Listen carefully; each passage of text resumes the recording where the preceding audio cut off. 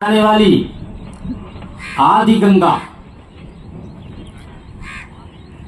बड़े परम सौभाग्य की बात है लखनऊ वासियों के लिए और खासतौर से उत्तर प्रदेश के लिए कि हमारी मां गोमती गंगा से पहले की है। इसीलिए मां गोमती को आदि गंगा कहा जाता है।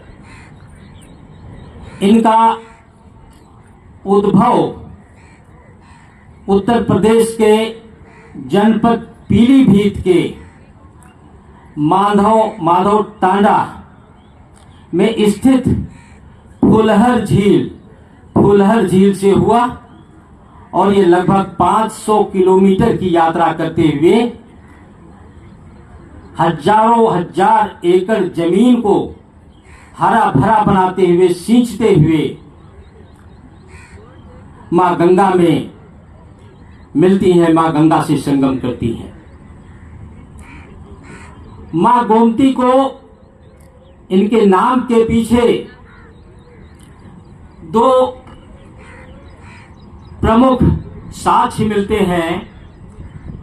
प्रथम साक्ष्य कहा जाता है महर्षि वशिष्ठ की 1 लाख गायें थी और जो वहीं पर पीलीभीत के आसपास ही उनका आश्रम हुआ करता था और वो 1 लाख गायें जहां मूत्र विसर्जन करती थी तो इतना अकूत मात्रा में जमा हो गया कि वो एक जलधारा के रूप में विकसित हुआ और धीरे धीरे बह चला, जिसे गौमूत्री और गोमती के नाम से जाना गया।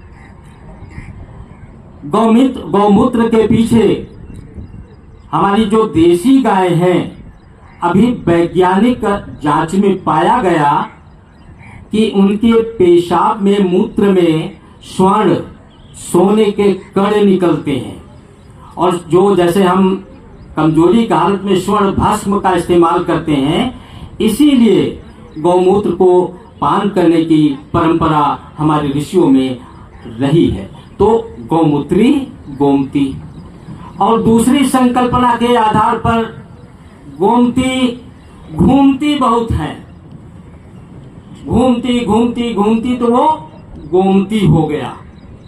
तो ये दो कल्पनाएं हैं मां गोमती के लिए। और लखनऊ को बसने का जब तक वृक्षारोपण कार्यक्रम आता, कुछ चर्चा कि मंच खाली न रहे, कुछ न कुछ आपको मिलता रहे।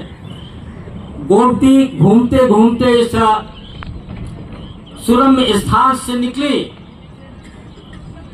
भगवान श्री राम के अनुज बीरबल लक्ष्मण, चूंकि अयोध्या के प्रभु श्री राम राजा थे, अवध के राजा थे, उनके अनुज बीरबल लक्ष्मण इधर से किसी कारणवश निकले तो इस गोमती के तट बड़ा सुरम्य स्थान, उपजाऊ भूमि, अंबार वृक्ष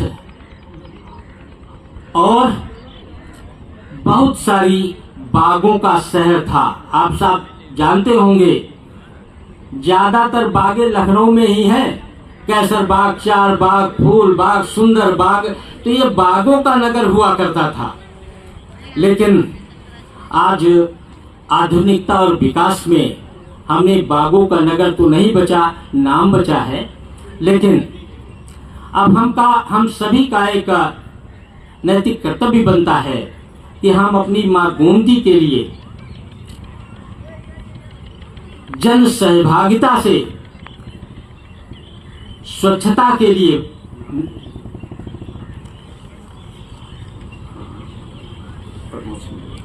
हमारे बीच में हमारे विशेष अतिथि श्री प्रमोद